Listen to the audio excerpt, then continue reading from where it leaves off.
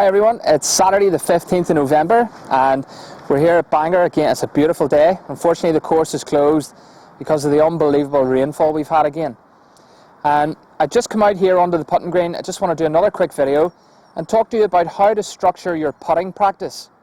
I'm going to talk to people about how you should practice your putting. I always like to quote a few statistics from the tour, the PGA Tour. And if we look at the 2014 season, and we look at the percentage of putts holed from 0 to 10 feet, that takes into consideration all the players. So the best player in the world last year in the 2014 season, from 10 feet and in, was Luke Donald.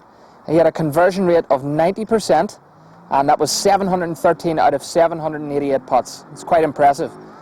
Now, when we move 5 feet further back, so from this is our 10 feet here where I have the balls, we move another 5 feet back, just to here.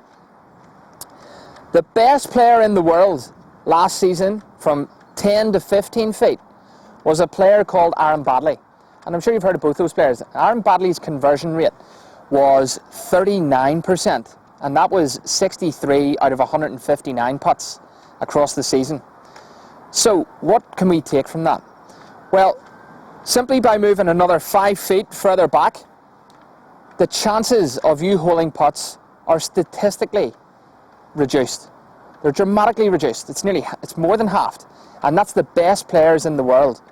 So, for me, if you're out on the putting green, I feel that a lot of times if you're putting outside of 10 feet and you're using a golf hole, I feel you're wasting your time. I think you've got to really focus on practicing your holing out from 10 feet and in, because statistically, that's where your chances of holing out are greater.